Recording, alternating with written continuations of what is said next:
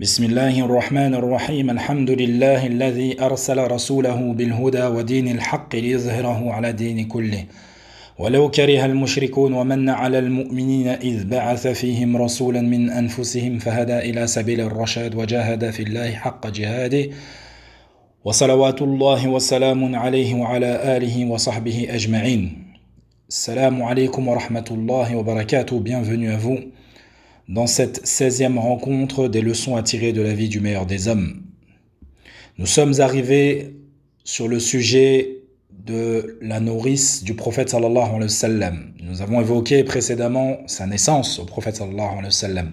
Également les nourrices qui se sont occupées du prophète sallallahu alayhi wa sallam. Et nous nous sommes arrêtés au moment où il était chez les Bani Sa'd, chez Halima Sa'diya. Et aujourd'hui nous allons évoquer cet événement qui est un événement connu, immense, qui a son importance dans la vie du prophète sallallahu alayhi wa sallam, qui est un miracle parmi les miracles d'Allah Azza wa Jal sur la personne du prophète sallallahu alayhi wa sallam, qui n'est autre que Hadith Shaq. Le prophète sallallahu alayhi wa sallam, lorsqu'il a atteint l'âge de 2 ans, Halima l'a pris et l'a ramené vers sa mère, Amina.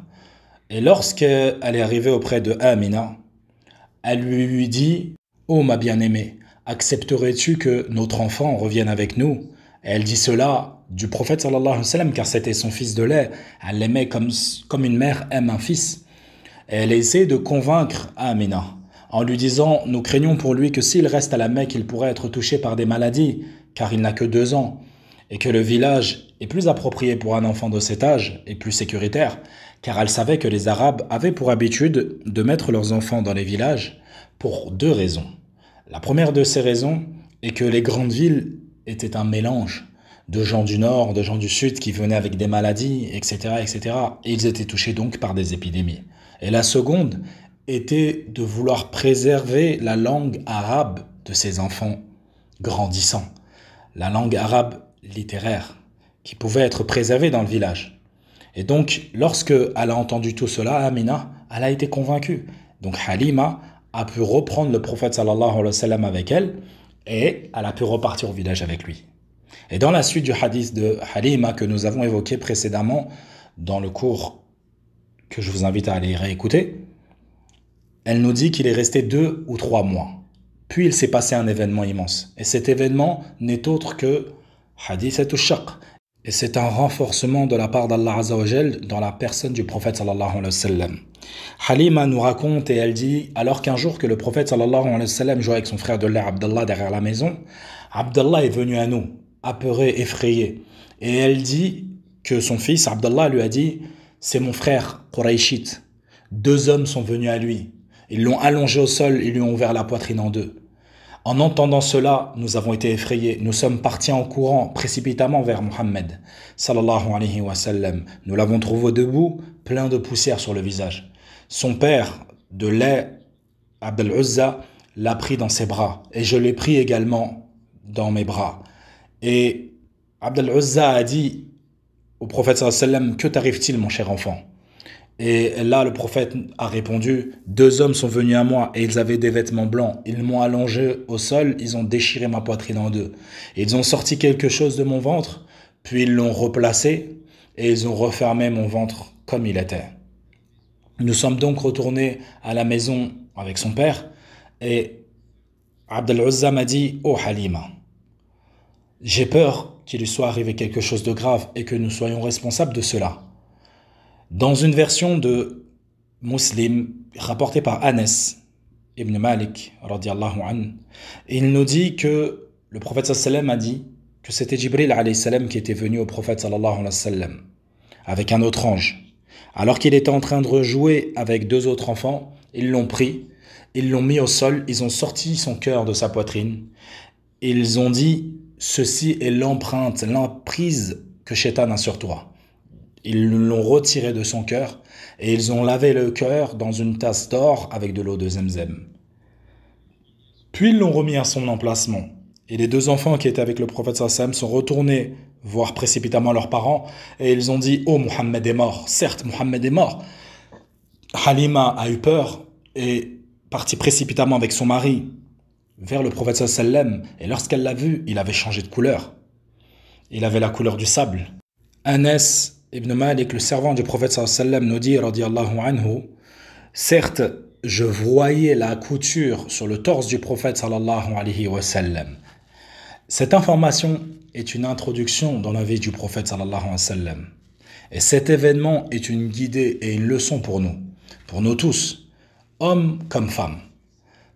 Ceci nous montre la sunna d'Allah Azza wa Jal, encore une fois, la guidée d'Allah Azza wa Jal, que celui qui veut profiter de cette religion, avant de changer ton apparence, change et purifie ton cœur. Allah Azza wa Jal a purifié d'abord le cœur du prophète sallallahu alayhi wa sallam. Et cela ne veut pas dire que l'apparence n'est pas importante. Oh que non, l'apparence est très importante, car elle est un rappel pour toi lorsque tu te regardes dans le miroir. Mais avant tout, et le plus important, modifie, purifie ce que tu as dans ton cœur. Allah Azza wa Jal nous dit bien dans le Coran, Alam nashrah laka sadrak wa wada'na 'anka wizrak alladhi anqadha dhahrak wa rafa'na laka dhikrak fa inna ma'al 'usri yusra inna ma'al 'usri yusra fa idha faraghta fansab wa ila rabbika farghab. Allah Azza wa Jal, il nous dit bien dans le Coran, n'avons-nous pas ouvert pour toi ta poitrine et ne t'avons-nous pas déchargé du fardeau qui accablait ton dos et exalté pour toi ta renommée? À côté de la difficulté vient certes la facilité. À côté de la difficulté vient certes une facilité. Quand tu te libères, donc lève-toi et à ton Seigneur aspire. Par Allah Azza wa Jal. Fawallahi, il n'y a pas un serviteur d'Allah qui se part avec un cœur repentant, sincère, purifié et voulant la face d'Allah Azza wa Jal, sans qu'Allah Azza wa Jal ne lui ouvre toutes les portes du bien dans cette vie d'ici-bas et dans l'au-delà. Et donc, l'affaire commence par le cœur. Le prophète sallallahu alayhi wa sallam, dans un hadith de Hudayfa ibn Yaman radiyallahu anhu, il nous explique cela et il nous le met en évidence. Et Hudayfa nous dit, j'ai entendu le messager d'Allah sallallahu alayhi wa sallam dire, on affiche les épreuves au cœur. Elles s'agrippent au cœur et elles s'imposent sur la largeur des cœurs. N'importe quel cœur qui absorberait et tomberait dedans, dans ses péchés, serait imprégné et imprimé par un point noir. Et tout cœur qui désapprouverait cela serait imprégné d'un point blanc, jusqu'à ce qu'il devienne l'un des deux cœurs. Soit un cœur d'une blancheur éclatante, aucune épreuve, aucune tentation ne lui est exposée et ne peut lui faire du tort, tant que le ciel et la terre persistent. Et l'autre cœur est un cendrier noirci par le péché, qui ne distingue ni le bien ni le mal, et ne réprime pas le réprimandable, sauf ce que sa passion veut. Il va là où ses passions le mènent. Donc la réparation des cœurs, l'amélioration des cœurs est la chose primordiale, la chose sur laquelle nous devons nous concentrer en premier lieu et en premier temps. Et c'est pour cela que avant toutes les adorations que nous faisons, que ce soit avant Ramadan, avant la prière, avant le Hajj, avant n'importe quelle adoration, nous devons d'abord nous concentrer, apaiser nos cœurs, purifier nos cœurs, que cette adoration que nous allons pratiquer, nous allons la pratiquer seulement pour Allah Azza wa Jal et personne d'autre. Comme on le sait tous, si le cœur est bon et pur, tout le reste sera bon et pur. C'est pour cela que l'élu, sallallahu alayhi wa sallam, nous dit, en vérité, il y a dans le corps un morceau de chair que s'il est sain, il est bon, fait que tout le corps l'est également. Et que s'il est corrompu, alors tout le corps sera corrompu. Et ce morceau de chair n'est autre que le cœur, subhanallah. Voyez-vous à quel point nous avons besoin, à quel point nous avons énormément un besoin de purifier nos cœurs avant de purifier nos membres et nos corps. Nous sommes tellement dans son besoin. Voyez-vous à quel point nous en avons besoin. À l'heure actuelle, combien de gens sont jaloux et colportent des paroles sur les uns et sur les autres. Et toutes ces maladies viennent du cœur. Il a en lui l'envie, le mépris, l'orgueil, l'insulte, et il ne s'écarte en rien du péché qu'Allah a interdit. Et tout cela vient du cœur. Et pourtant, si tu vois son apparence, tu te dis, celui-là, il est forcément quelqu'un de bien. Et c'est pour cela qu'il est primordial de réformer nos cœurs. Et c'est pour cela que le prophète sallallahu alayhi wa sallam a commencé par cela dans sa da'wah. Puis après la déchirure du prophète sallallahu alayhi wa sallam, Halima, elle s'est inquiétée de ce qui venait de se passer. Son mari lui a dit, je vois qu'il est meilleur pour nous de le rendre à ses parents. avant qu'il ne se passe quelque chose que nous puissions assumer. Et donc, ils sont partis retourner voir Amina et lui rendre le prophète sallam. Lorsqu'ils lui ont rendu le prophète sallam, Amina les a regardés et leur a dit Subhanallah, il y a quelques mois, vous faisiez des pieds et des mains pour qu'il puisse rester avec vous. Et maintenant, vous voulez me le rendre. Que s'est-il passé? Ils lui ont dit, certes, Allah Azza wa Jal a complété la destinée qui lui était due avec nous. Et maintenant, nous considérons que nous devons te le rendre. Amina leur dit, soyez véridiques dans vos paroles. Dites la vérité. Et ils lui ont donc informé de tout ce qui venait de se passer. Et Amina leur a répondu, avez-vous peur pour cet enfant? Ou avez-vous peur de Shaitan pour cet enfant?